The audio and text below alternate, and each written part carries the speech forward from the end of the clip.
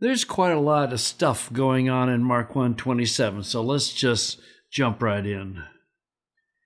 Kai ethambeitheson hapontes hosta suzetain pros heautus legantas te estin tuta didache kaine kat exousion kai tois pneumasin tois akathartois epitase kai hupakousin auto.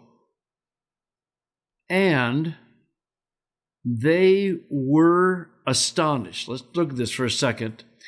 You'll notice that it's from thambao, so you have your augment, your lengthened vowel, the theta eta, and then your personal ending, right? So this is an aorist passive, but this is one of these words, and you'll see it in BDAG if you look it up, where it says that this word in our literature only occurs in the passive with an active sense. So this is part of this ongoing debate between the middle and the passive these days. But it's not listed as a deponent verb, but it always has an active meaning.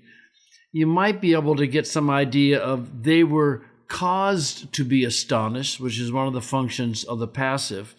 But you'll just translate this word as an active. And they were astonished. All were astonished. The alpha makes us into the emphatic form of pos, hapos. So absolutely everyone was astonished. And then you get hosta with an infinitive, right? And we know that this is one of the ways in order to indicate result. We don't have this construction in English, so you have to supply a subject from the context. And so everyone was astonished, and the result was that they, and this is an interesting word, it has quite a range of meaning. It can mean just discuss, or it could mean debate, or it could mean reflect on something. So you have to figure out from the context what the specific nuance of this word would be. If you look at the translations, you can see them going back and forth between questioning and debating and asking. You just got to figure it out from the context. So all people were amazed, and the result is that they were debating among themselves, saying, now, is that a who or a what? Well, tuta is neuter, isn't it? So it's probably not who is this, meaning Jesus, but what is this? And that's what they go on to talk about. It's a new teaching. So what is this? It's a new teaching in accordance with authority. In other words, Jesus was teaching with authority, and it was new. And by the way, in classical Greek, the two words for new were different in meaning. Neos was new in terms of time. Kainos was a qualitative newness, a new kind of teaching. That distinction is not always maintained in Koine, but you can see it here, that it's it's not that they hadn't seen it before, it's just a new kind of teaching. Now, whenever you hit a kai in the middle of a sentence, you probably need to default to the assensive meaning, even to the spirits, the unclean, to the unclean spirits, he commands, and, so he gives commands to the unclean spirits, and hupakuo, they listen to him, they obey him. While the word can mean to hear, certainly in most cases in the New Testament, certainly in this context, it means that they are subject to, they have to listen to him in the sense of they have to obey him. And by the way, hupakuo can be followed by a word either in the genitive or in the dative. So don't be surprised to find either.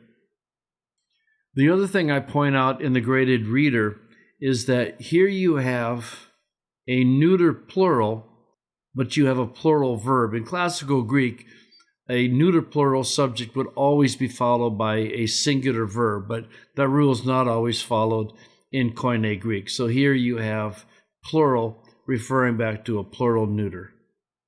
I'm pretty sure I'm going to run out of space for phrasing, so I thought I better shrink the text down. So all were amazed, so that they were debating among themselves, saying, "What is this? A new teaching that has authority, and even the unclean spirits, and they obey him." So probably too, we can put the connective chi on its own line. So there's your connection. And all of them were marveling, and the result of their marveling was that they were debating among themselves, saying, well, what were they saying? And here, I'm going to have to give some space, because they were saying, what is this? A new teaching with authority, and even the unclean spirits, they do two things. The first is that he commands them, and then secondly, they listen to him.